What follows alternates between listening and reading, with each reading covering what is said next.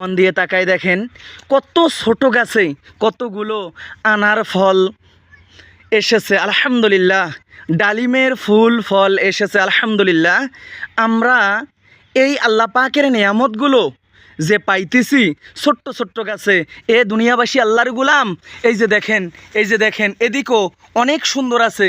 এই যে মন দিয়ে দেখেন, এই যে দেখেন ছোট্ট একটা গাছ। এই গাছটা গাড়ার মানে রোপণ করার কেবল 3 থেকে 4 মাস হয়েছে। সুবহানাল্লাহি ওয়া বিহামদিহি সুবহানাল্লাহিল আযীম। এতটুক গাছে সুন্দর সুন্দর আনারের বা ডালিমের ফুল ফল এসেছে। এই নিয়ামত দেওয়ার মালিক কে? নিশ্চয়ই আল্লাহ। এ দুনিয়াবাসী আল্লাহর গোলাম।